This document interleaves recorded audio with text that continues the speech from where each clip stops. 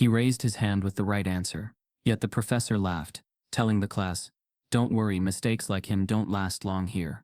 The room went silent, 200 eyes on the only black student in the hall. But what happened next didn't just silence the professor, it shook the entire university.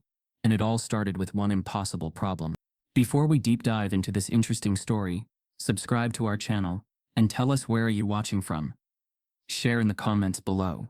The air in the lecture hall was heavy, thick with the restless chatter of 200 students waiting for the start of their first calculus lecture of the semester. The auditorium, with its polished wooden seats and towering chalkboards, carried the intimidating weight of tradition. Generations of students had sat in these very seats, some walking away triumphant, others quietly broken. Today, the whispers were not about the subject matter but about the man who would soon walk through the side door. The professor everyone claimed was both brilliant and brutal. Professor Richard Hale had earned a reputation over decades of teaching at the prestigious Midwestern University. His lectures were less about instruction and more about performance. Stories of his methods circulated like folklore. He prided himself on being the gatekeeper of intellectual rigor, and to him, failure was not an unfortunate part of learning but a spectacle to be witnessed. He had humiliated countless students before, sometimes for their wrong answers, sometimes for their accents, sometimes simply for asking a question he deemed unworthy. Hale enjoyed the sharp intake of breath from the crowd each time he reduced a student to silence. It was his way of proving dominance, teaching by fear. Into this hostile arena walked Marcus Ellison. He was 20 years old, tall but not imposing, with a quiet energy that carried more weight than volume. He wore a plain button-down shirt, pressed carefully the night before by his mother, before he left Detroit. His shoes, polished to the best of his ability, still carried the faintest scuff marks from long shifts, stocking grocery store shelves. He had fought too hard to get here to let them see his nerves, but his heart beat faster with every step down the aisle. Students glanced at him as he slid into a seat near the middle, some with fleeting indifference, others with curious eyes. Marcus could feel it, the subtle shift in the air when he entered. It wasn't overt, not yet, but it was there, the hushed pause, the darting glances, the unspoken question of whether he belonged in this room. He had been in spaces like this before. Advanced placement classes in high school had carried the same energy, the quiet calculation of classmates who wondered if his presence was a fluke, a mistake, or a box checked by the system. Marcus set his notebook on the desk, uncapped his pen and took a deep breath. He reminded himself of his mother's words, as she hugged him before he boarded the bus to campus. "You earned this. Don't let anyone make you feel small." But as the chatter around him grew louder, his confidence wavered. The side door opened, and silence fell instantly. Professor Hale entered with brisk steps, his tweed jacket flaring slightly as he moved. His hair was graying at the temples, his posture rigid, his expression already laced with disdain. He placed his worn leather briefcase on the desk with a thud, pulled out a stack of papers, and let his eyes scan the room like a hawk surveying prey. "Welcome to calculus," Hale announced, his voice cutting through the silence. "If you are here expecting hand-holding, you are in the wrong place. This class is not designed for the faint of heart. Many of you will fail, and frankly some of you should." A nervous chuckle rippled through the crowd, though no one dared laugh outright. Marcus's chest tightened at the professor's words. There was no warmth in Hale's tone, no encouragement, just the blunt threat of exclusion. Hale began writing equations on the board, with sharp, deliberate strokes, each line of chalk snapping like a whip. He didn't look back as he spoke. Mathematics is about discipline, about precision. There is no room for creativity, no room for shortcuts. If you think otherwise, you're wasting my time. Marcus's pen hovered over his notebook. He scribbled the equations carefully, his mind already working to see the structure beneath them. Numbers and symbols weren't just obstacles to him, they were puzzles, patterns waiting to be unlocked. But as he worked, he could feel Hale's eyes flicker back toward the crowd, scanning for weakness. Half an hour into the lecture, Hale turned abruptly. "You," he barked, pointing his chalk-stained finger at a student in the front row. "Define a derivative." The student stammered out a hesitant answer, fumbling over the words. Hale shook his head with exaggerated disappointment, turning to the rest of the class. "Pathetic. You've been in calculus for 30 minutes, and already we have failure." The room shifted uneasily. Students kept their eyes down, hoping not to be next. Marcus forced himself to keep writing, even as his stomach churned. He had seen this tactic before, make an example out of someone to instill fear, but he hadn't expected it to feel so suffocating, so relentless. Hale resumed his lecture, pacing across the stage. He spoke of limits, continuity, and the elegance of calculus, but every word carried the sharp edge of superiority. Then, without warning, he stopped in the center of the stage, his gaze sweeping over the room like a spotlight. "Let's test whether anyone here has potential," he said slowly. His eyes narrowed, and then they locked on Marcus. "You," Hale said, pointing directly at him. The room froze. Marcus felt 200 pairs of eyes swivel in his direction. His throat went dry, but he forced himself to meet the professor's gaze. "What's your name?" Hale demanded. "Marcus Ellison," he answered, steady but quiet. Hale tilted his head slightly, as though the name amused him. "Ellison. Very well. Let's see if you're worth the seat you're taking." He turned back to the board, and with deliberate care, began writing a problem. It stretched across the chalkboard, long, winding, filled with symbols and limits most undergraduates hadn't yet encountered. The chalk screeched as he finished the final line, the sound grating against the silence. The professor stepped aside, revealing the monstrous equation. "This problem," he said with a thin smile, "has remained unsolved by every student I've presented it to. Even some graduate students struggled. If you can solve it, perhaps you deserve to be here. If not," his voice trailed off, leaving the threat hanging in the air. Marcus stared at the problem, his pen trembling slightly over the page. The equation loomed like a mountain, and he could feel the weight of every eye pressing down on him. This wasn't just a question, it was a trap, a stage set for humiliation. The lecture hall was silent, the air was electric with anticipation. Professor Hale folded his arms and gestured toward Marcus. "Stand up," he ordered. "Show us if you can solve what no one else has ever managed to complete." The weight of the professor's demand still lingered as Marcus sat frozen in his seat, eyes locked on the chalkboard. Around him, the lecture hall buzzed with whispers, students leaning toward one another, smirking, waiting for him to stumble. The silence that had followed Hale's challenge wasn't born of respect, but of expectation. They wanted to see him fail. Marcus lowered his gaze, pen poised above his notebook. His mind whirled.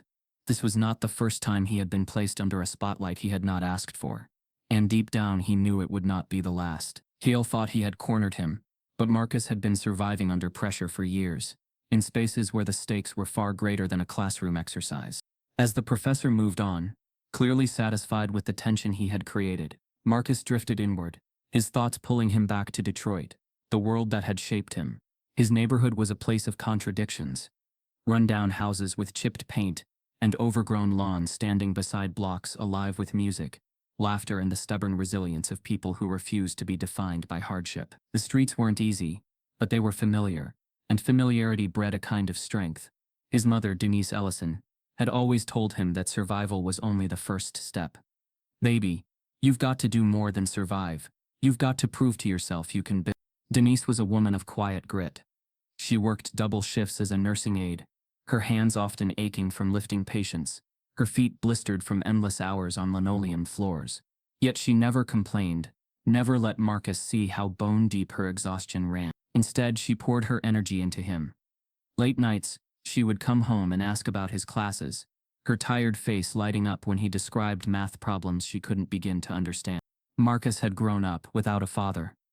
The absence was a silence he felt most on birthdays, graduations, and during those long nights when the house creaked in the cold. But Denise filled the void with her determination. She kept telling him that his mind was his ticket, even when neighbors scoffed, even when teachers subtly lowered their expectations. High school had been a battlefield of its own. Marcus was one of the few black students in the advanced placement track. He learned quickly that excellence did not protect him from suspicion. When he aced exams, teachers sometimes asked to see his work, just to make sure. When he solved problems too quickly, classmates muttered that he must have cheated. The more he excelled, the less they wanted to believe he had done it honestly. But Marcus found solace in the rhythm of numbers. While others tuned out during long shifts at the grocery store, he scribbled equations on the backs of receipts. While restocking shelves at 2 a.m., he visualized patterns and proofs in his head. Mathematics wasn't just a subject to him, it was a sanctuary, a place where logic triumphed over prejudice, where his worth was measured not by the color of his skin, but by the elegance of his solutions. When the acceptance letter arrived from the university, Marcus had sat at the kitchen table staring at it in disbelief. Denise cried when she saw it. All those nights you stayed up.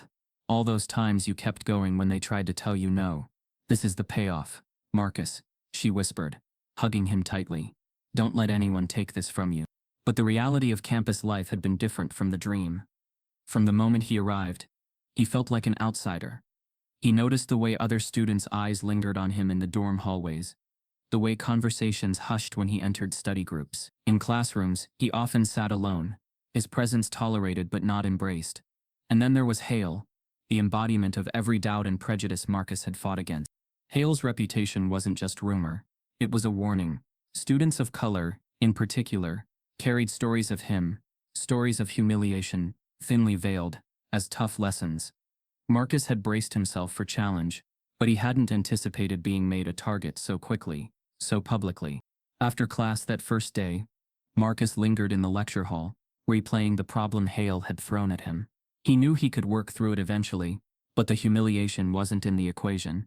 It was in the professor's eyes, in the deliberate way Hale had chosen him, out of 200. That wasn't random. It was pointed, calculated.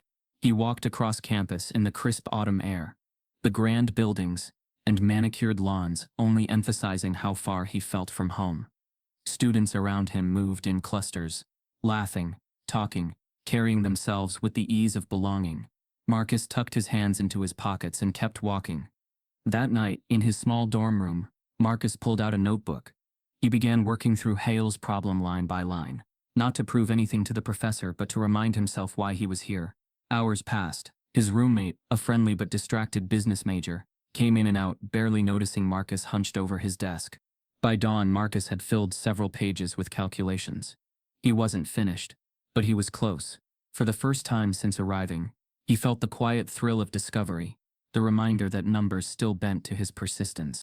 The next morning, Marcus returned to lecture hall B214 with a mix of nerves and determination. The room buzzed again with chatter, but this time the stares felt sharper. Word had spread about Hale's challenge. Students whispered about whether Marcus would survive this class, whether he'd last the semester. Hale entered with his usual brisk authority, chalk in hand before the clock struck the hour. He wasted no time. Before we begin, he said, his voice carrying across the room, I want to address something. Marcus sat up straighter, sensing the shift. Hale's gaze swept the room before landing directly on him. It has come to my attention, Hale continued, his tone cold and deliberate, that certain admissions decisions at this institution are questionable. Some students arrive here not because of merit, but because of systems designed to lower standards, and when that happens, the truth reveals itself quickly. A murmur spread across the lecture hall. Marcus felt the blood rush to his ears. He knew exactly who Hale was talking about. Hale adjusted his glasses and smirked faintly. Mr. Ellison, your presence here is not a testament to excellence. It is a mistake, and I assure you, the system has a way of correcting its mistakes. The room fell silent. Marcus's chest tightened, the words cutting deeper than any equation could. Around him, students shifted uncomfortably, some looking at him with pity, others with smug confirmation of their assumptions. Marcus gripped his pen so tightly, it nearly snapped in his hand. For the first time, he wasn't just fighting to prove his ability. He was fighting to prove his right to even exist in this classroom. The words hung in the lecture hall like smoke, poisonous and lingering. A mistake the system will correct soon. Marcus sat still, his jaw tightening as Hale turned back to the chalkboard, as though nothing had been said. The professor's smirk was subtle, but it carried the weight of authority, the kind that could crush a student's spirit without ever raising his voice. Students around Marcus shifted uneasily. A few glanced at him with pity, others with smug validation. Some looked away altogether, unwilling to meet his eyes. It wasn't the first time Hale had spoken this way, but it was the first time many of them had heard it so nakedly aimed at someone sitting among them. And though Marcus's chest burned with humiliation, he could tell from the atmosphere that this was no isolated moment. It was part of a pattern. Word of Hale's cruelty traveled quickly on campus, carried in hushed tones from upperclassmen who had endured his lectures. His name was almost always followed by warnings. He'll eat you alive if you stumble. Don't speak unless you're certain. He loves to break people. But behind the warnings there were darker stories. Sophomore year, a young woman named Jada Lawson had entered his class full of ambition. She was bright, focused, and one of the few black women in the math department. On the second week, she miscalculated a step in a proof at the board. Hale had seized the opportunity, tearing into her with a cruelty disguised as rigor. "If you can't handle the basics, Miss Lawson, perhaps you should reconsider your career path. Nursing might suit you better." The words had cut through her confidence like glass. By mid-semester, Jada was gone. Her friends whispered she had dropped out entirely, transferring to a community college back home. Then there was Elijah Brooks, a promising engineering student. Hale had mocked him relentlessly, once sneering in front of a packed lecture, "You're wasting my chalk. Equations are not graffiti walls." By the end of the semester, Elijah's seat sat empty. The stories piled up, each one a cautionary tale, each one reinforcing the unspoken belief that black students in Hale's class rarely made it out unscathed. And Hale, he dismissed it all as tough love. When confronted, he would tilt his head and say, "Excellence has no color. If they leave, it's because they weren't cut for the discipline." Now Marcus had become his newest fixation. The professor's gaze lingered on him more often than others, his remarks sharper, his sarcasm more pointed. In a room of 200, Marcus always felt singled out. After that second-day declaration, Hale's tactics grew bolder. In one lecture, when Marcus answered a question correctly but with hesitation, Hale waved dismissively, "Confidence matters, Ellison. A shaky voice means a shaky mind." The class chuckled nervously, complicit in the spectacle. Marcus swallowed hard, forcing himself not to react.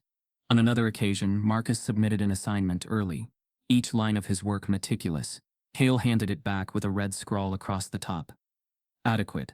Nothing special. Yet, when another student whose work was filled with small errors turned in the same assignment, Hale praised it as promising. The whispers began spreading faster now. "Hale's got his eye on him," one student muttered in the hallway. "He won't last long." Some classmates avoided sitting near Marcus, unwilling to share in his spotlight of shame. Others leaned in, whispering snide comments under their breath. Every day felt like a new test of endurance. And yet Marcus stayed. He stayed because he knew leaving would mean confirming every doubt Hale had planted, every stereotype others were waiting to see fulfilled. He remembered his mother's words, "Don't let anyone make you feel small," and clung to them like an anchor. Still, the emotional toll deepened. At night, Marcus lay awake staring at the ceiling of his dorm, hearing Hale's voice in his head, echoing louder than the equations he loved. He wondered how many before him had sat in the same silence, wrestling with whether their love for learning was strong enough to survive the constant erosion of their dignity. The breaking point came during a packed lecture late in September. Hale had been pacing the room, weaving through rows as he quizzed students without warning.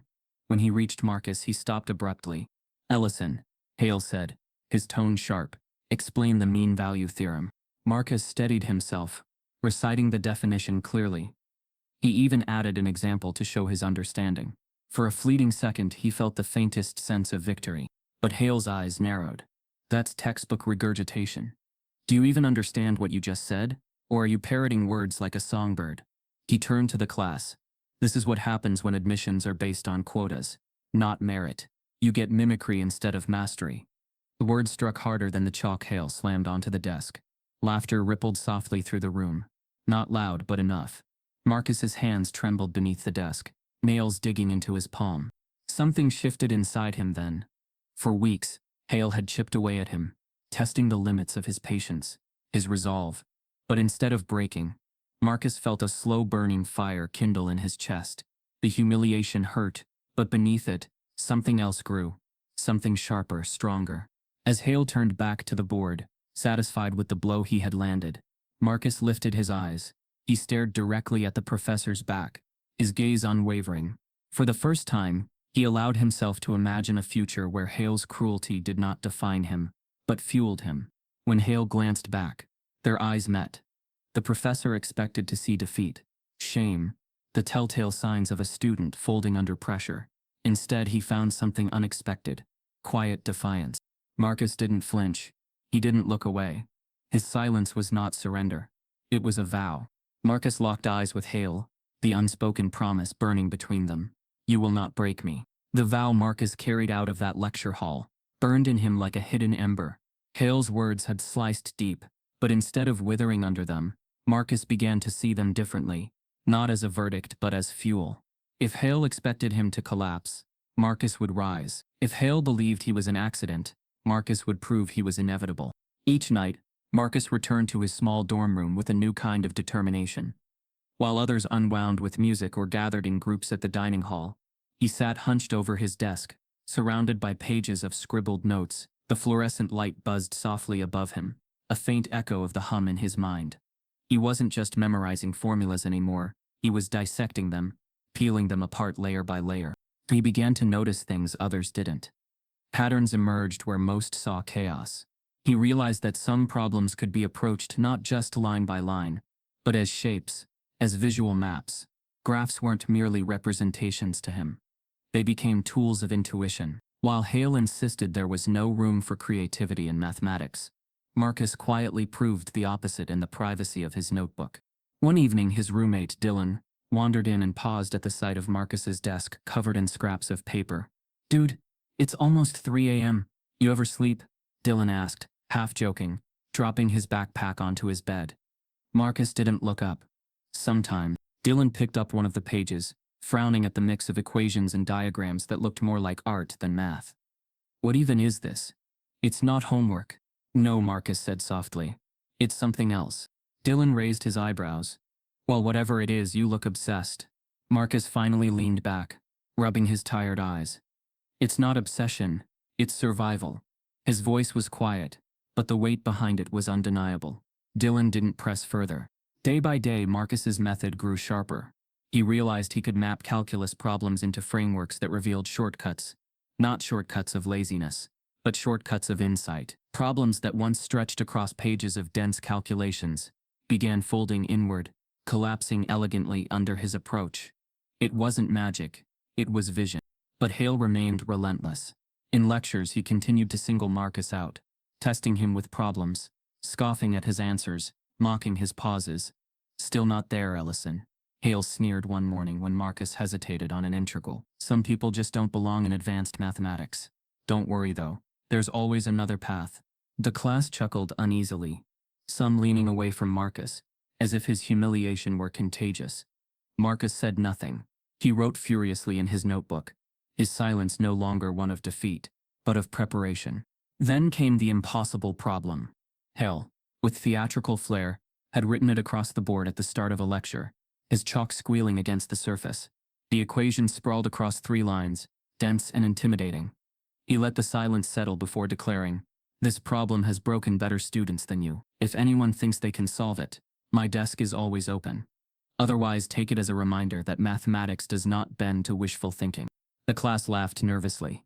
Marcus stared at the board, his pulse quickening. Something about the equation called to him, not as a trap, but as a challenge. He copied it carefully into his notebook, ignoring the smirk. Hale shot his way. For days afterward, Marcus worked in secret. He skipped meals, stayed awake long after the dorms went quiet, and filled notebook after notebook. The problem was as monstrous as Hale intended, but Marcus's method began unraveling it in ways traditional approaches never could. Where others might drown in layers of substitution and complexity, Marcus saw patterns emerge, curves folding into symmetry, equations canceling out with surprising grace.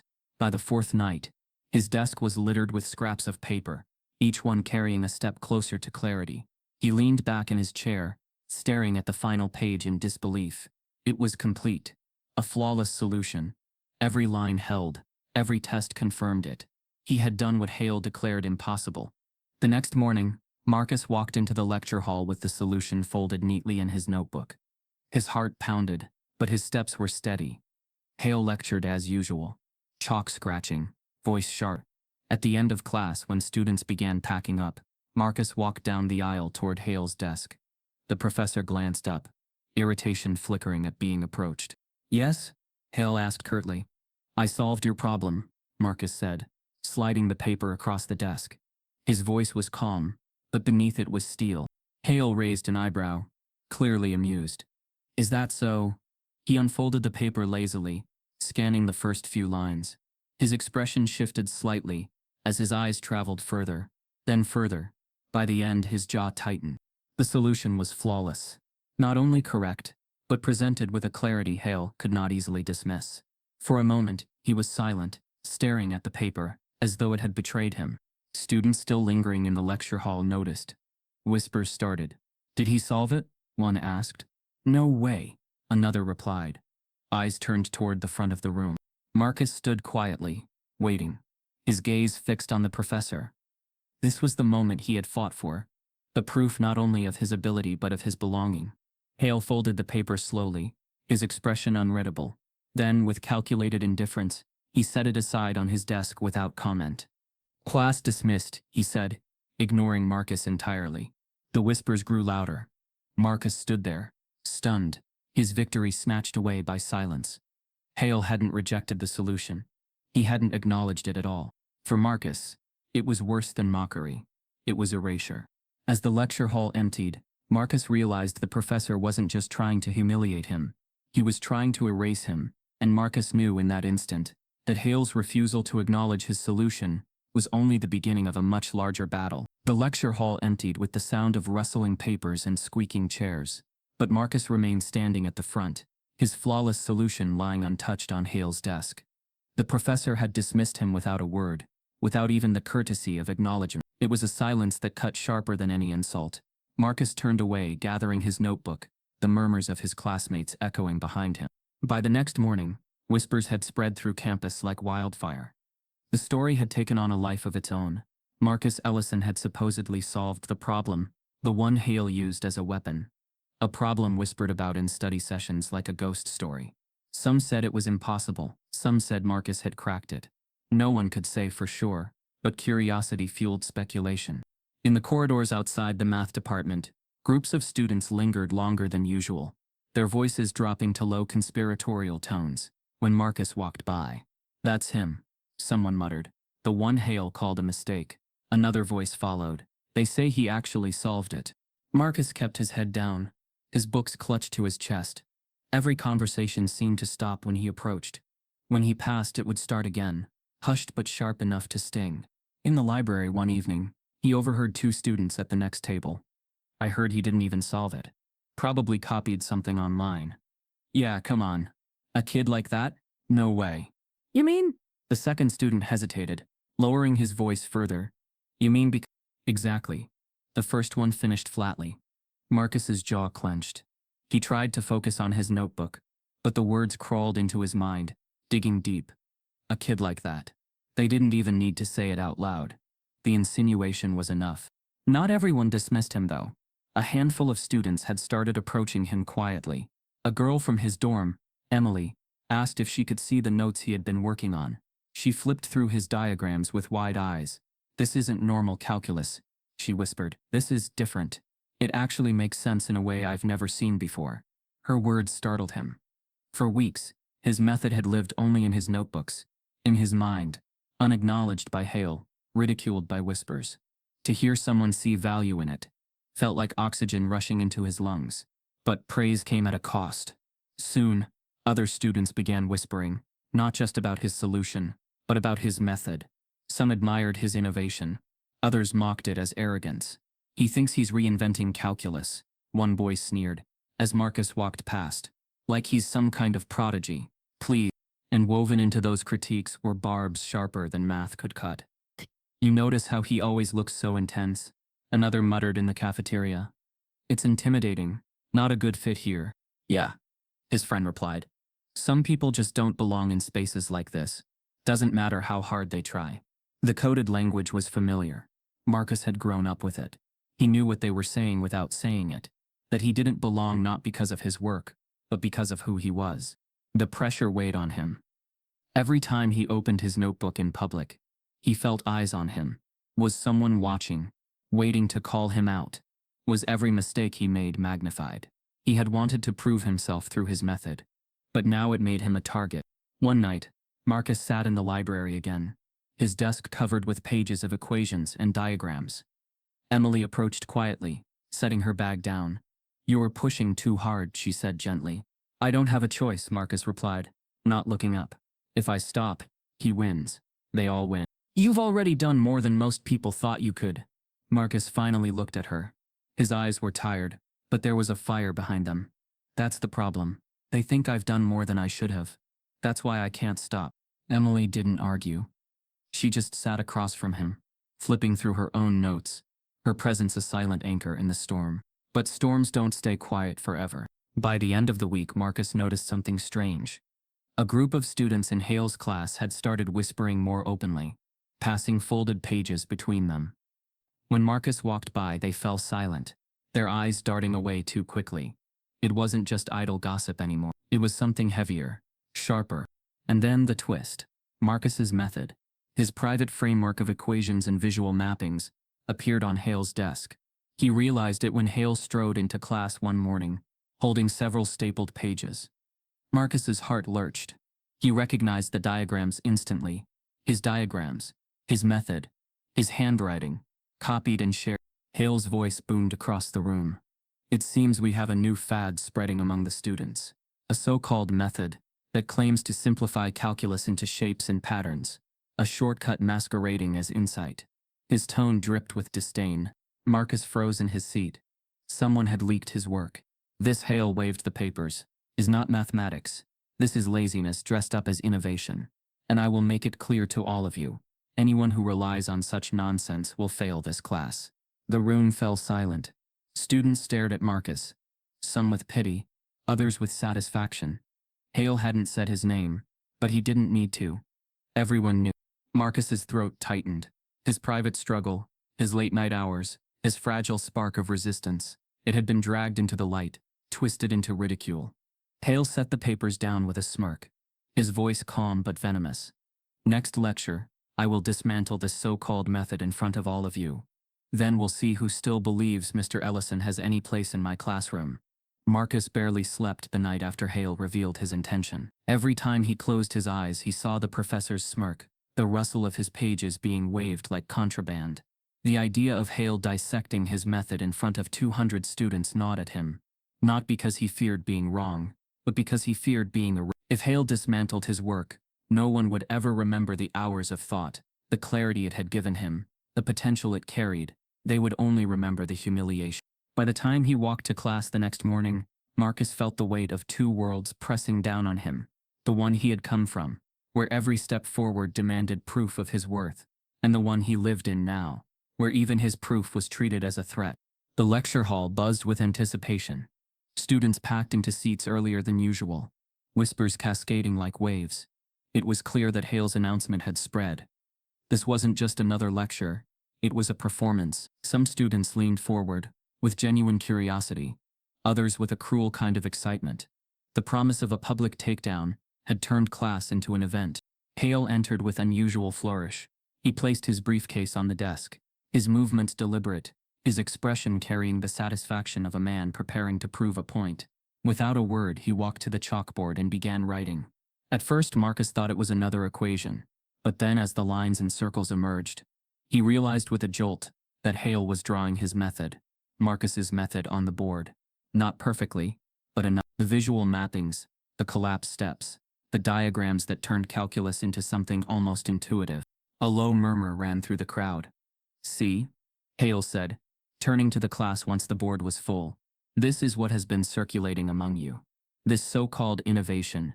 A dangerous distraction masquerading as mathematics." His voice was sharp, designed to slice through the murmurs and nail the point into every ear. Marcus sat rigid in his seat, his jaw clenched so tightly it hurt. The sight of his work, his sanctuary, his discovery on display, without his consent, was an invasion.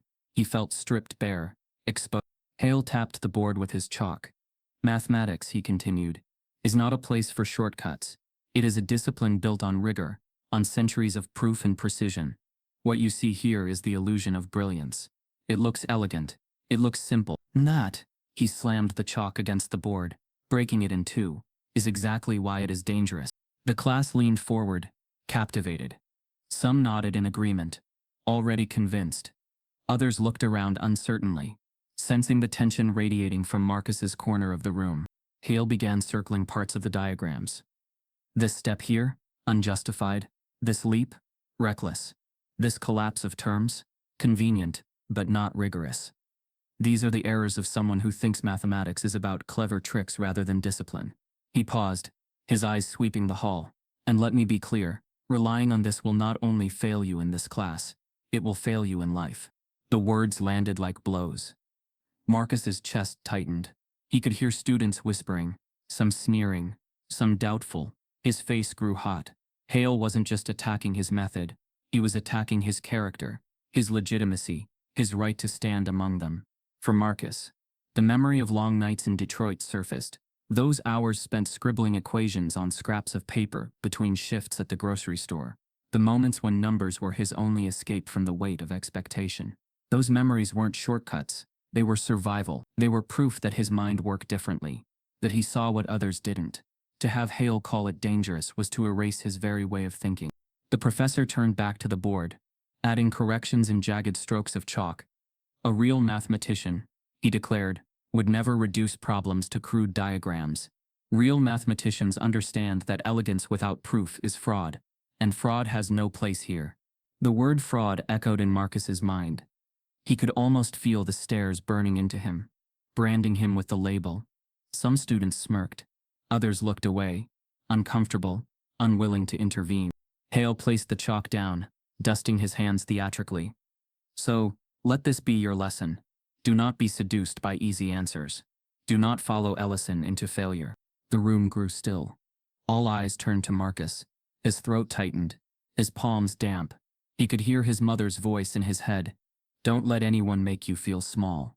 He had been humiliated before, but this was calculated annihilation. He took a breath. His heart thundered, but his voice, when it came, was steady. Professor. The single word cut through the silence. Hale froze, surprised by the interruption. Students straightened in their seats, sensing the tension snap taut. Marcus stood slowly, his notebook in hand. His face betrayed none of the turmoil raging inside. If you're going to present my work to this class, he said evenly, then I should have the chance to defend it. The hall erupted in whispers.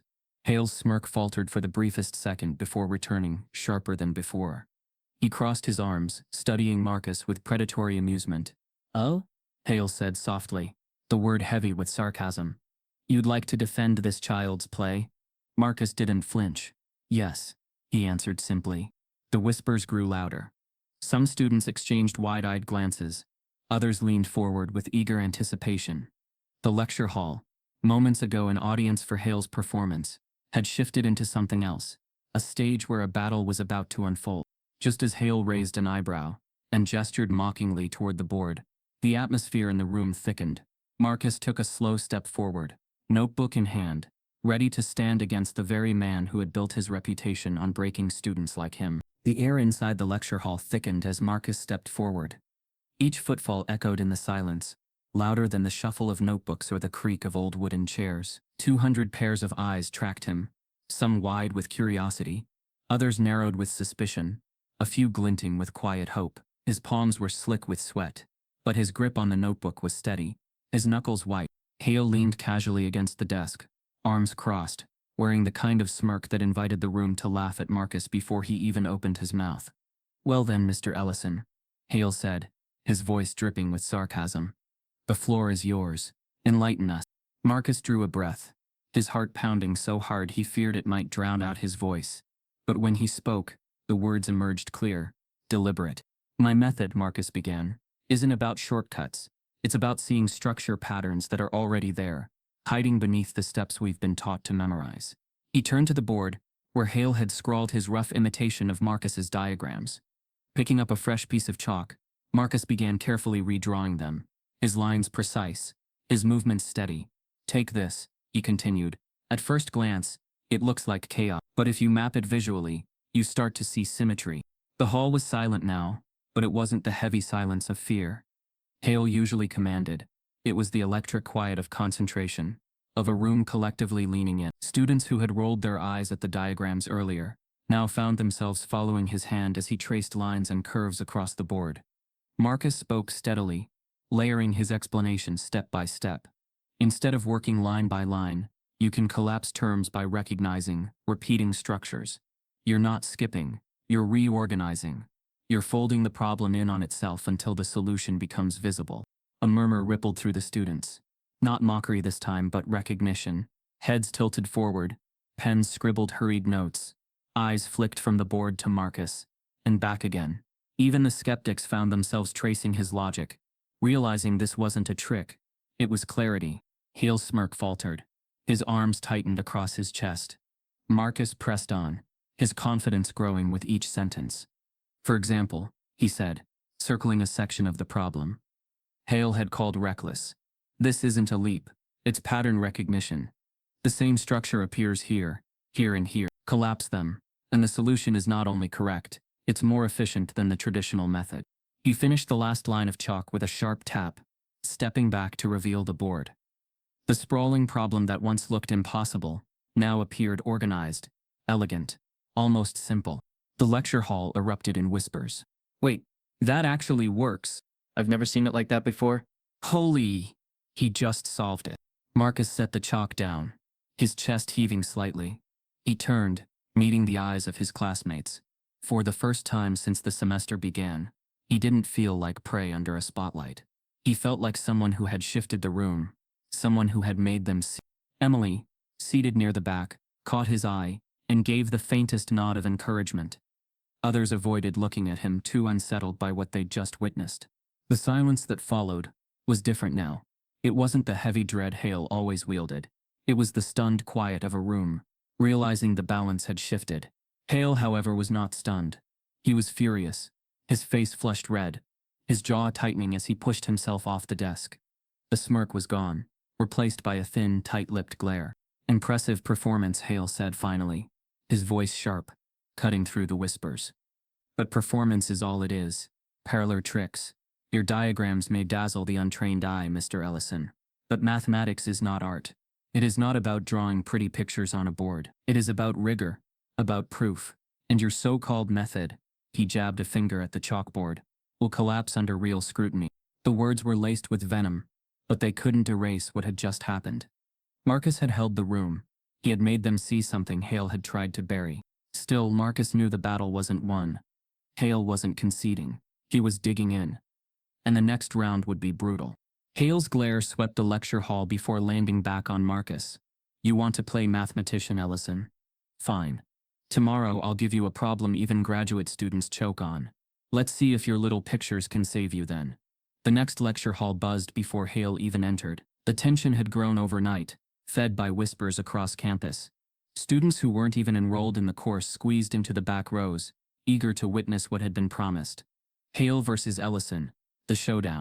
Marcus sat quietly near the middle, notebook open, pen resting across the page. His heart raced, but his face remained calm. He had replayed the moment all night. Hale's threat to throw a graduate-level problem at him, and though the fear was real, something else pulsed stronger beneath it. Determination. He would not fold. The side door swung open. Hale strode in briskly, chalk already in hand, his posture stiff with authority. He didn't acknowledge the unusually packed room, though the corners of his mouth betrayed a flicker of satisfaction. He thrived on spectacle, and today was his theater. Without preamble, Hale turned to the board and began writing.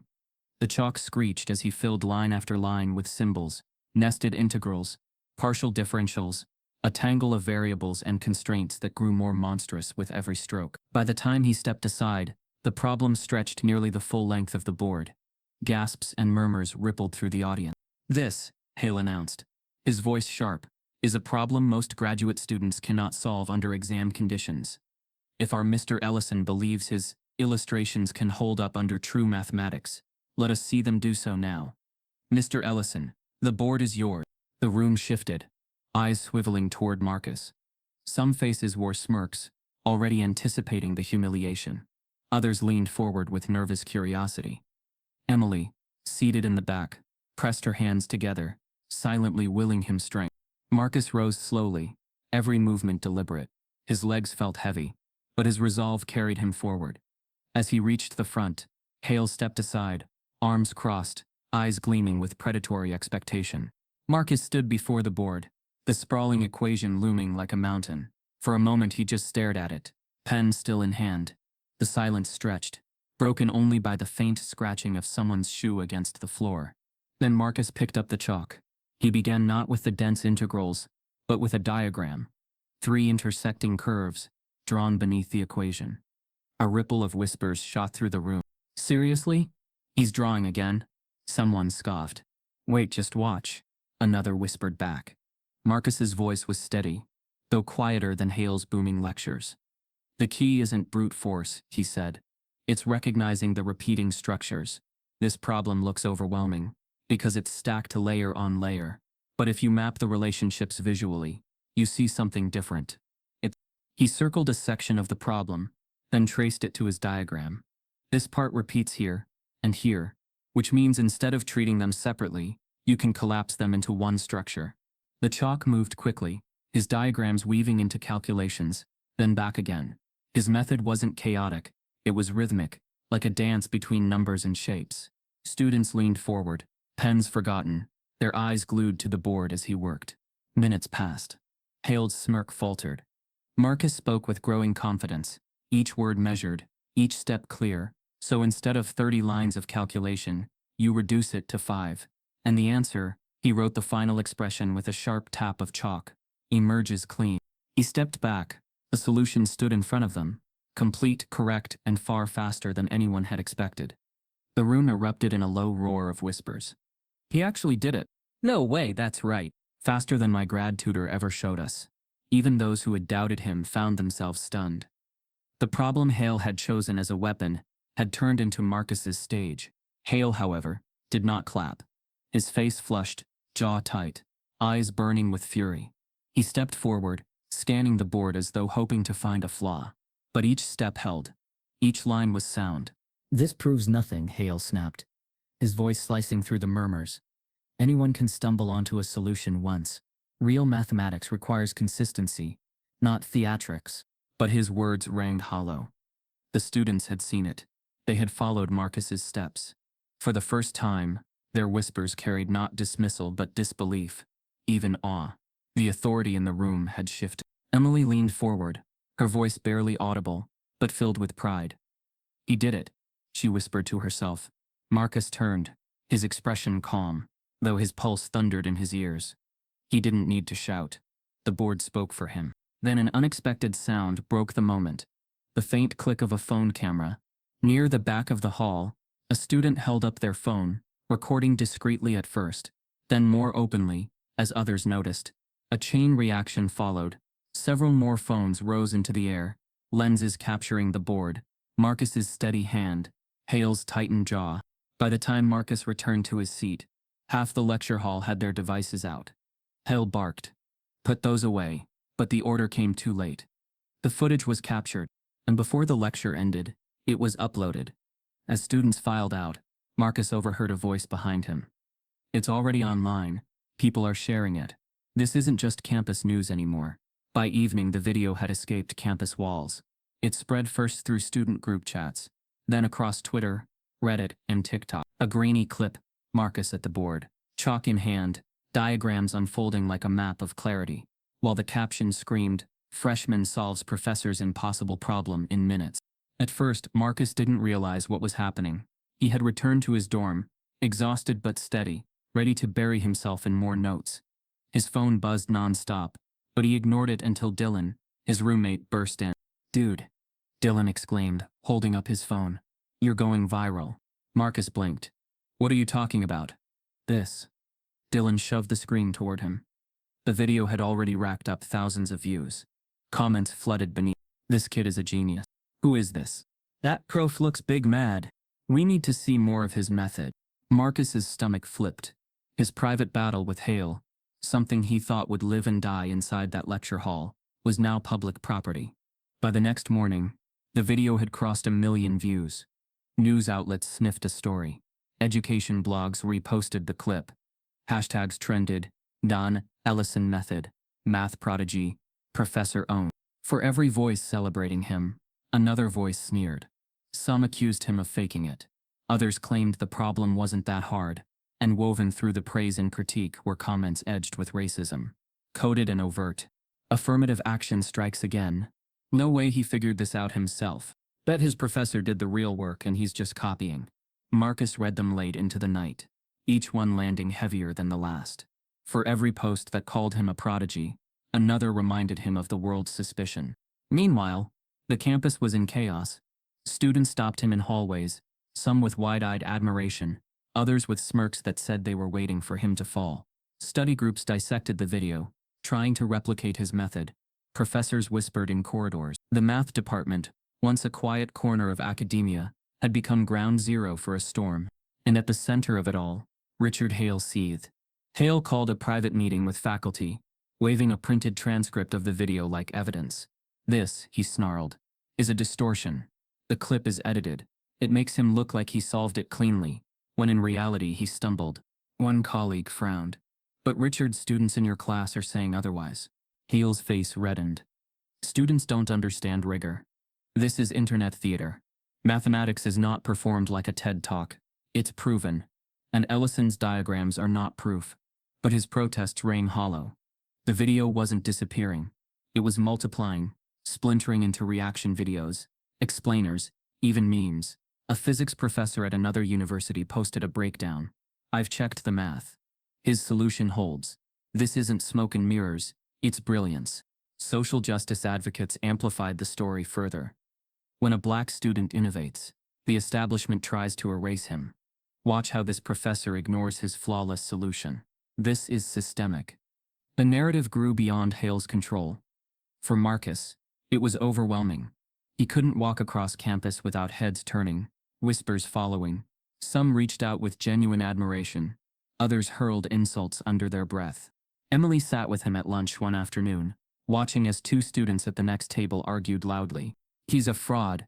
No way he came up with that on his own." "Are you blind?" "The whole thing's on video." Marcus stared at his tray, appetite gone.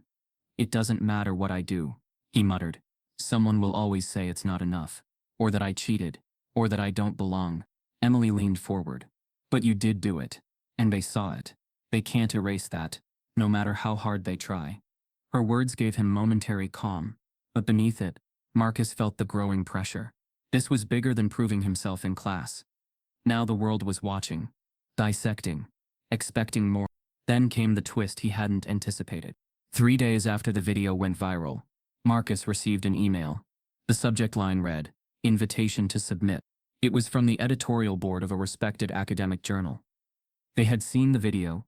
They wanted him to formally write and submit a paper on his method for peer review. Marcus reread the email 3 times, his hands trembling. The opportunity was monumental, validation at the highest level, but with it came a new weight. To submit meant exposing his work to the fiercest scrutiny, to scholars who would look for any crack, any flaw, any reason to dismiss him. And Hale no doubt would move heaven and earth to ensure his downfall. He closed his laptop slowly, his heart hammering in his chest.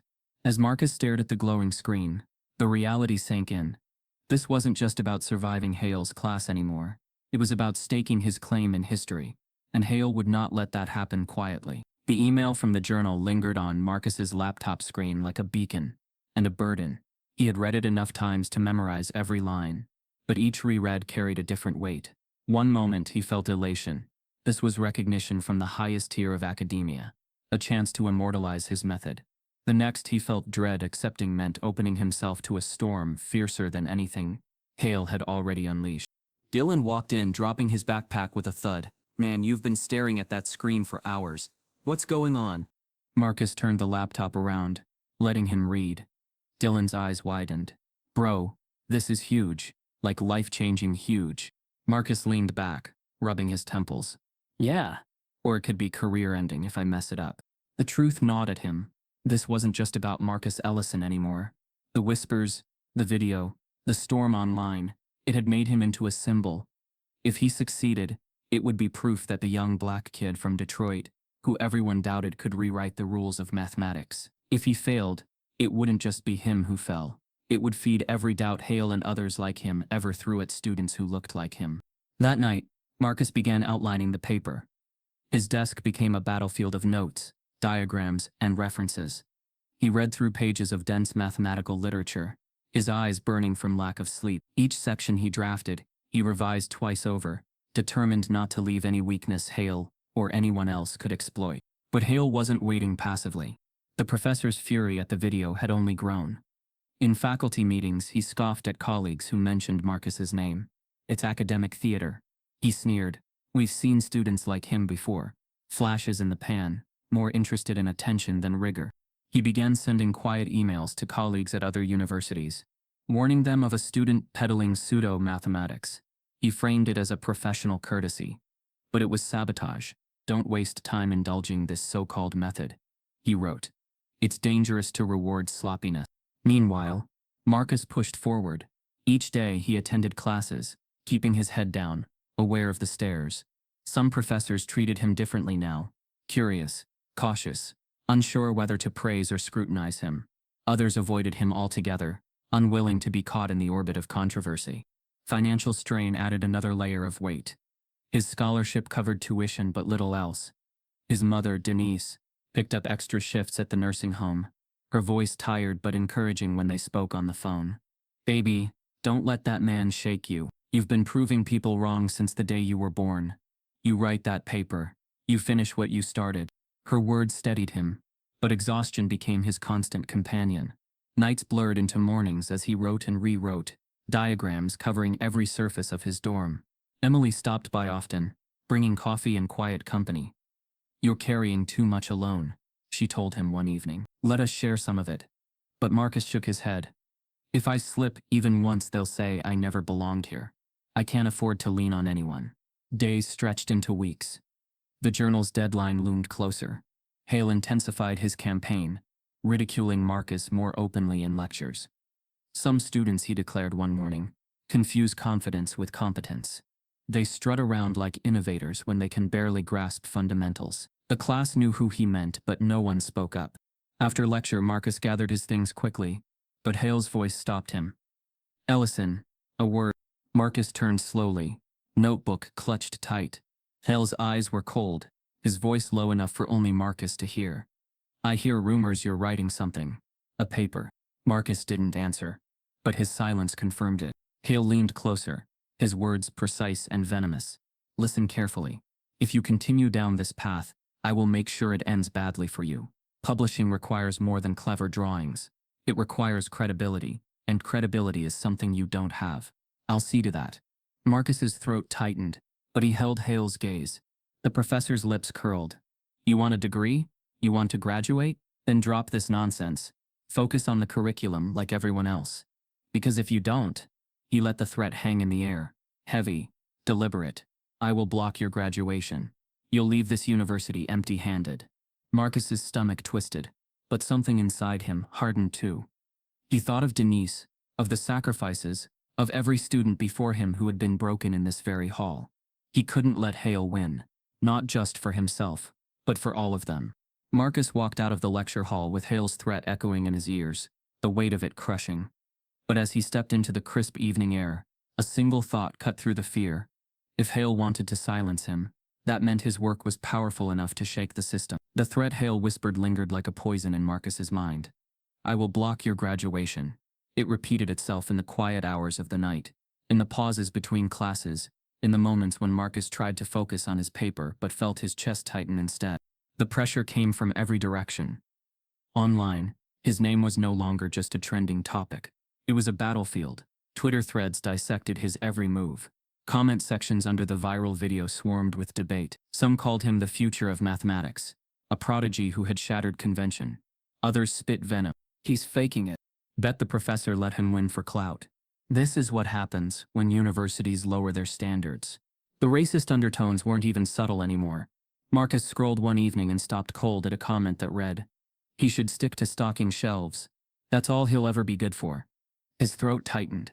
He slammed his laptop shut and leaned back in his chair, pressing the heels of his palms against his eyes, until stars burst behind them. It felt like the walls of his dorm were closing in. And then there was the exhaustion. His days blurred together, lectures in the morning, tutoring sessions for extra money in the afternoon, paper revisions stretching into the early hours of the morning. His body ached from lack of sleep. His meals had dwindled to coffee and vending machine snacks. Sometimes when he looked in the mirror, he hardly recognized the hollow-eyed reflection staring back. One night, after hours of staring at a single paragraph that refused to cooperate, Marcus snapped. He shoved his notebook aside, pages scattering across the floor. His head dropped into his hands. For the first time since arriving at the university, he felt truly close to breaking. He thought of quitting, of closing the laptop, erasing the diagrams, walking away before Hale made good on his threat. Maybe it wasn't worth it. Maybe survival meant knowing when to stop fighting. His phone buzzed. A text from his mother. "How's the paper coming, baby? Don't forget to eat something." Marcus stared at the screen, tears burning his eyes. He hadn't told her about Hale's threat. He hadn't told her about the worst of the online hate, but he knew she could hear the silence in his voice during their calls, sense the weight he carried. He called her. When she answered, her voice was tired but warm. "Marcus, you sound heavy." "I don't know if I can do this, Ma," he admitted, his voice cracking. "It's too much. The paper, the professor, the hate online. I feel like no matter what I do, it'll never be enough." There was a long pause. Then Denise spoke, her tone firm but tender. "Baby, listen to me. I've worked double shifts for years, so you could sit in that classroom. Do you think I ever thought it was easy? Every day I walk into that nursing home. People look at me like I'm invisible, but I keep going. Not because they make space for me, but because I take it. And you're going to do the same." Marcus swallowed hard, his chest aching. "You're carrying more than yourself right now," she continued. "You're carrying every kid who was told they don't belong. You don't get to quit, Marcus. You get to finish." Her words cracked something open inside him. The tears came, silent but heavy. For the first time in days, his shoulders eased. He pictured her hands, tired, calloused from years of labor, holding him steady even from miles away. "Okay," Marcus whispered. "Okay, Ma." The next morning, Marcus attacked the paper with renewed fire.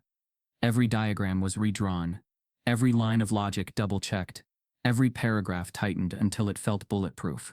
He worked in the library, until his eyes blurred, surrounded by towers of reference books. Emily stopped by, setting a sandwich next to him without a word, her presence a quiet reminder that he wasn't completely alone. The tension built with each passing day. Hale's glares in class grew colder. Rumors swirled that Hale was calling in favors, telling colleagues across the country to be ready to reject Marcus's work. When it surfaced, the math department buzzed with unease. Students avoided talking to Marcus in public, afraid of being caught in Hale's crossfire. But still, Marcus wrote. He poured every ounce of himself into the paper, his pen moving as though guided by something beyond him. Each time doubt crept in, he pictured his mother's weary smile, the sacrifices stitched into every dollar she sent him. He thought of the students Hale had humiliated before, Jada, Elijah, countless others whose names had been erased. He refused to join them. By the week of the deadline, Marcus's body was a shell of exhaustion, but his paper was a fortress. The diagrams flowed seamlessly into equations, the logic undeniable. He read it aloud to himself in the empty library at midnight, his voice echoing against the stone walls, each sentence a declaration that he belonged. Finally, the night before submission, he sat in his dorm, the final version glowing on his laptop screen. He leaned back, exhaling a long, shaky breath. Relief washed over him. Not joy, not yet, but the fragile satisfaction of knowing he had reached the finish line. Then his email pinged. Marcus frowned, expecting a message from Emily or Dylan. Instead, the subject line froze him in place. "Do not submit." His heart raced as he opened it. The message was short, anonymous. "If you know what's good for you, you'll walk away. The paper will never see daylight. Submitting it will only destroy you." Marcus's hands trembled over the keyboard. His relief shattered, replaced by a new wave of fear. Someone, maybe Hale, maybe someone else, was watching him closely enough to know the deadline. The warning wasn't just a threat. It was a promise. Marcus stared at the glowing words, his chest tightening. He was one click away from history, and one click away from ruin. Marcus stared at the email on his screen until the words blurred. "Do not submit. The paper will never see daylight." His pulse pounded, fear clawing at him. For a long moment, he considered obeying the warning. It would be easier to close the laptop, walk away, and spare himself what was coming. But then he remembered his mother's voice. "You don't get to quit, Marcus. You get to finish." His fingers hovered above the trackpad. With one decisive click, he attached the final draft and hit send. The paper was submitted. The following week was a blur. Whispers rippled through campus as word spread. The journal had not only received Marcus's paper, but the university had scheduled a public defense. It wasn't standard practice for undergraduates, but Marcus's case had become impossible to ignore. Scholars from across the country were invited. Media outlets requested access. Students lined up outside the auditorium hours before the event, the buzz thick with expectation. For Marcus, it felt surreal. His private struggle had exploded into a spectacle, one that carried the weight of more than his reputation. It carried the weight of representation. He knew exactly how Hale would frame this. Not just Marcus versus rigor, but Marcus versus the system itself. The day of the defense arrived. Marcus stood backstage in a small preparation room, his notes spread across a table. His hands shook as he reviewed his diagrams. One last time. Emily sat nearby, offering quiet encouragement. "You've already proven this works," she said. "Now you just have to show them what we've all seen." Marcus gave her a faint smile, but his stomach was knotted. Hale won't let this go without blood. Emily's eyes hardened. Then give him something he can't kill. The clock struck noon. An usher opened the door. "Mr. Ellison, they're ready for you." Marcus walked onto the stage. The auditorium lights were blinding. The crowd immense. Faculty filled the front rows, scholars and professors beyond them. Students packed into the balcony. News cameras lined the back wall. And there, seated at the panel table, was Professor Richard Hale. His posture was perfect, his suit immaculate, his expression a mask of calm disdain. He was not just attending, he was positioned as the chief critic, the gatekeeper Marcus would have to pass. The moderator introduced the session, framing it as an extraordinary opportunity to witness innovation under rigorous scrutiny. Marcus barely heard. His focus was on the board, the diagrams waiting to come alive under his chalk. He began carefully, his voice steady despite the tremor in his chest. "My framework for solving calculus problems isn't about skipping steps, it's about reorganizing them. It's about making the invisible patterns visible." He drew his first diagram, the chalk scraping softly across the board. The room leaned in, captivated by the same rhythm that had silenced Hale's class weeks ago. Marcus moved through the logic methodically, explaining each transformation with clarity. He could feel the energy shift. People weren't dismissing him. They were following. And then, just as momentum built, Hale struck. "Stop." The word cracked through the auditorium like a whip. Marcus froze. Chalk midair. Hale rose slowly, his voice loud enough to reach the back row. "Before this charade goes any further, I need to address something. What Mr. Ellison is presenting here today is not his own work." Gasps rippled through the crowd. Marcus's stomach dropped. Hale stepped closer to the stage, his finger pointed like an accusation. "These so-called innovations, these diagrams, these methods, are lifted, stolen. I've seen versions of this attempted before by others, buried in obscure papers. Ellison has plagiarized. He is passing off others' ideas as his own." The auditorium erupted into noise. Some voices shouted in disbelief. Others murmured agreement. Cameras zoomed in, capturing Marcus's stunned face, Hale's commanding posture. Marcus's throat tightened. The room spun. He hadn't expected Hale to attack like this, not with humiliation, but with outright erasure. If the accusation stuck, everything collapsed. His paper, his credibility, his degree, his future. He glanced at Emily in the crowd. She shook her head fiercely, mouthing, "Don't let him do this." Marcus gripped the chalk harder, his knuckles white. He had prepared for scrutiny, for doubt, even for ridicule. But this was an attack on his integrity. Marcus turned back to the panel, his voice low but firm. "If you think I stole this," he said, his eyes locking on Hale, "then let's prove where it really came from." The room fell silent, waiting for the next blow. The auditorium's silence was thick, suspended in the moment. After Marcus's challenge, Hale's accusation still hung in the air like smoke. Plagiarism. The word carried the power to erase years of work in a single strike. The cameras stayed trained on Marcus, hungry for the image of a prodigy undone. But Marcus didn't flinch. Instead, he walked to the table at the side of the stage, where his backpack sat. With deliberate calm, he pulled it onto the desk and unzipped it slowly, the sound echoing like a drumbeat in the silence. From inside, he withdrew a stack of battered spiral notebooks. Their covers were bent, their pages frayed, the kind of wear that comes only from years of relentless use. He placed them one by one, on the table, the pile growing taller, with each thud. "These," Marcus said, his voice steady though his chest thundered, "are my notebooks. Every night, every shift break, every hour I could steal since high school, I wrote in these, dates on every page, step by step, problem by problem. My method didn't appear overnight. It grew in these pages, line by line. He opened one and held it up. The camera screens magnified it for the audience. Equations scrawled across margins, diagrams doodled on scraps of lined paper, timestamps in the corner of each page. 2018, Marcus said, tapping the corner. Here's the earliest draft of a mapping system I was trying. Here's me failing. Here's me trying again. Here's where it started to work. He flipped through page after page. His hands trembled slightly, but his voice gained strength. I don't need to plagiarize. This is my process. My handwriting. My sweat. My survival. Gasps rippled through the audience as he revealed the sheer volume of evidence. Not just a few pages, but years of them. Some with coffee stains, some torn, some nearly illegible from being scribbled during late-night shifts at the grocery store. It was the story of his persistence etched in ink and graphite. The moderator leaned forward, eyes sharp. Professor Hale, you've accused Mr. Ellison of plagiarism. Do you have any evidence of these supposed prior works he's stolen from? Hale's face reddened. He adjusted his glasses, stammering. I recall seeing similar approaches in obscure attempts, fringe ideas that never gained traction. Marcus cut him off, his voice clear. Ideas that never existed in published journals, because I've checked. You can search every database you want. You won't find these diagrams, these mappings. They live here. He tapped his notebooks, and they've lived here for years. The audience shifted. Whispers turned into murmurs. Students looked at one another, with wide eyes. Faculty exchanged knowing glances.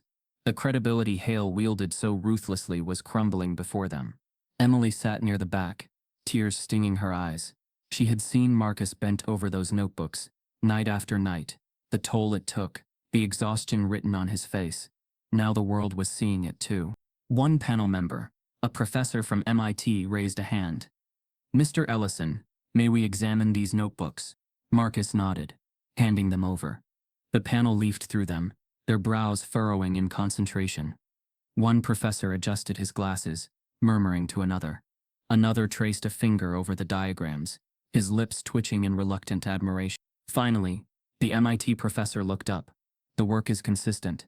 The dates are clear. There's no question this is original development. The audience erupted. Some students clapped. Others gasped in disbelief. The sound filled the auditorium like a breaking wave. For the first time, Marcus allowed himself to look at Hale directly. The professor's composure was gone. His face was pale, his eyes darting between the panel and the crowd. His authority, once absolute, was unraveling before him. The moderator cleared his throat, raising a hand for silence.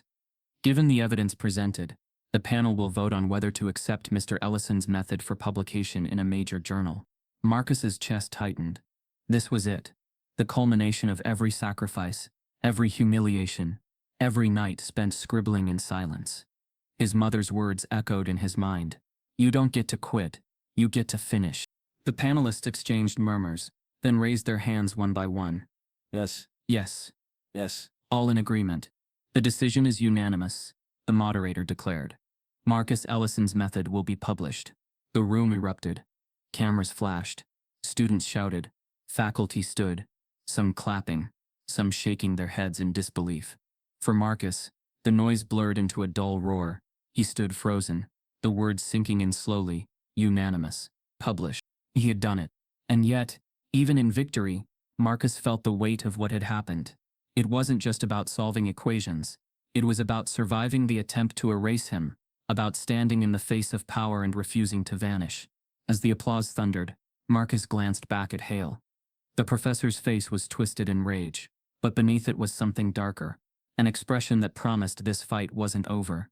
The panel's unanimous vote reverberated far beyond the auditorium. Within days, news outlets seized the story. Undergraduate's method accepted by leading journal. Headlines spread across Twitter, academic forums, and education blogs. For the first time, Marcus's work was no longer just a viral clip. It was peer-reviewed, validated, stamped with legitimacy that even Hale could not deny. The journal published the paper weeks later. The title was dry and academic, a pattern recognition framework for advanced calculus applications.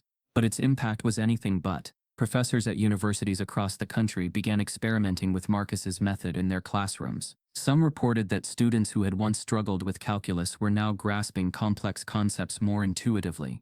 One teacher wrote in an online forum, "For the first time, my students are seeing calculus not as endless steps but as patterns they can visualize." Ellison's method is a breakthrough.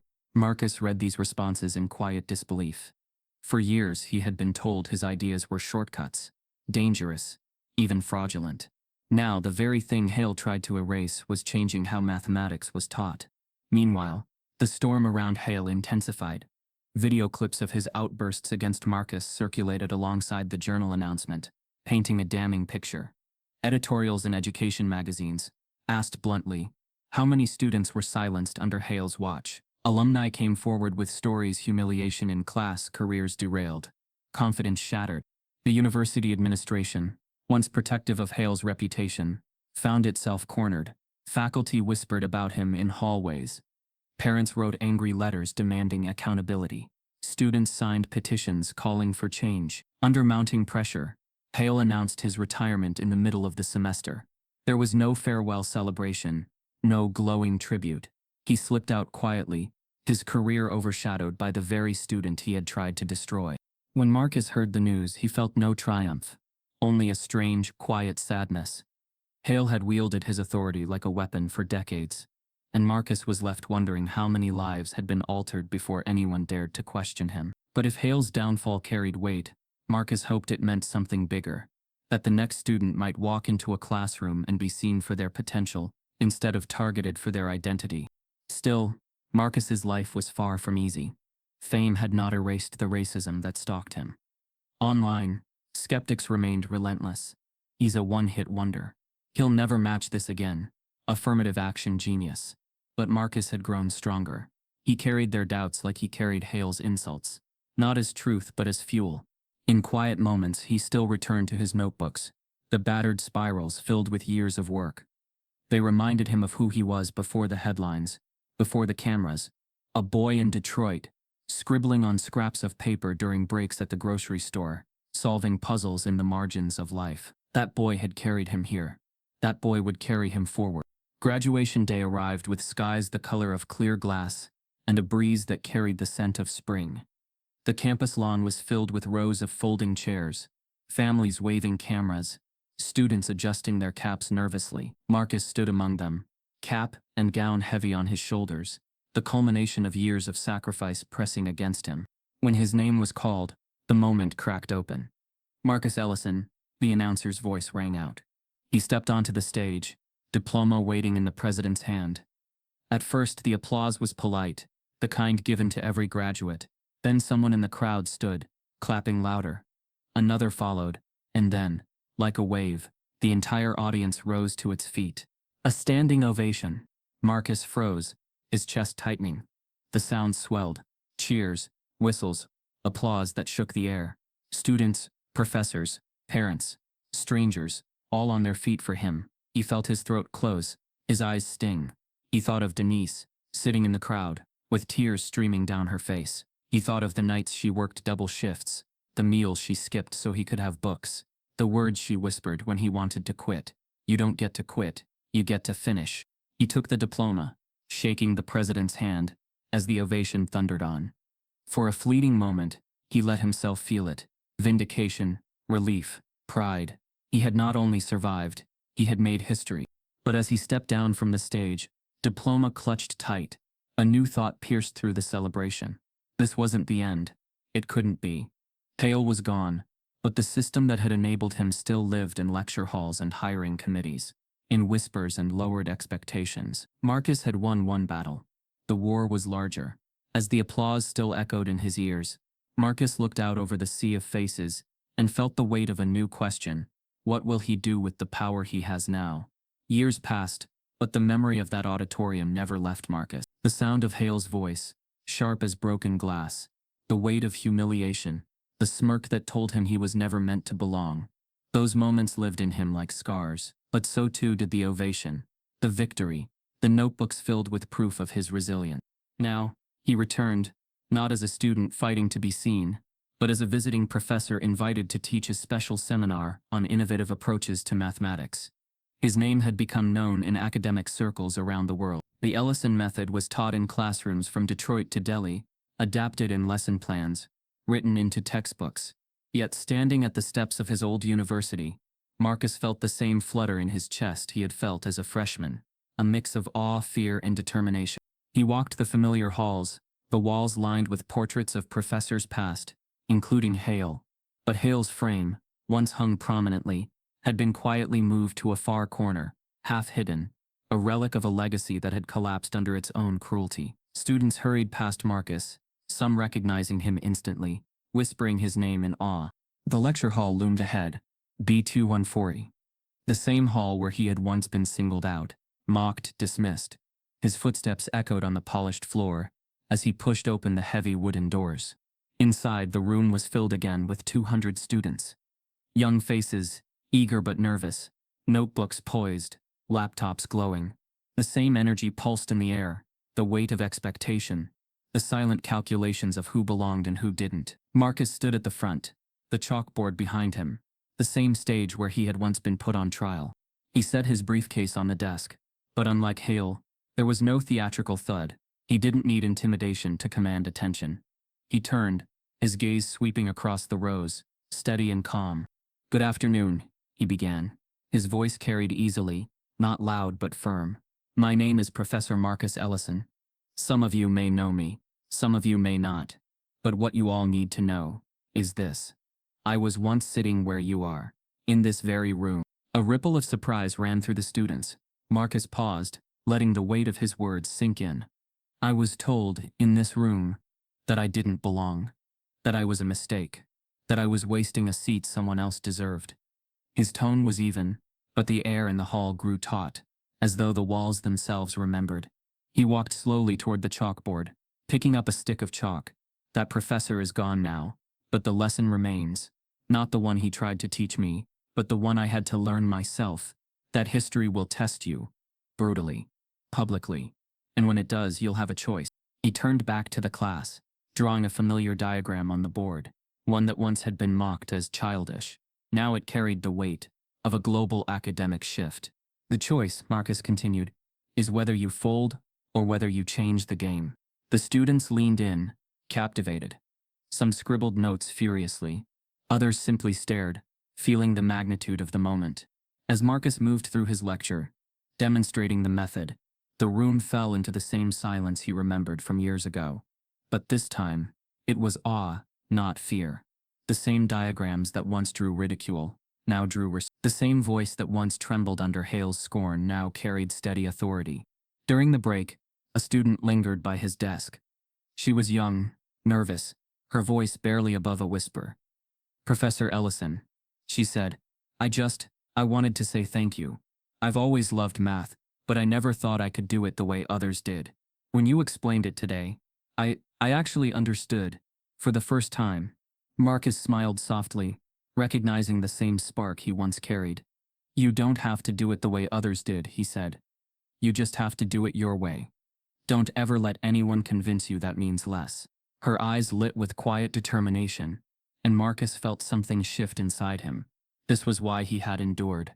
Not for headlines or journals, but for this, the chance to hand resilience forward. As the class reconvened, Marcus closed his lecture not with equations, but with words. He stood at the front of the hall, chalk dust on his fingers, eyes meeting the rows of students. "I want to leave you with a question," he said, his voice calm but resonant. "One that was born in this very room years ago. When history tests you, and it will, what will you do? Will you fold, or will you change the game?" The silence that followed was thick, not with fear, but with reflection. Marcus set the chalk down gently, his gaze steady. As the students sat frozen, caught between the past and their own unfolding futures, Marcus knew the question would linger long after they left the hall. The cycle was not broken, but it had been rewritten, and now the answer belonged to them. Stories like this remind us how much strength it takes to stand against cruelty and prove your worth in a world that doubts you. If you believe every voice deserves to be heard, type yes.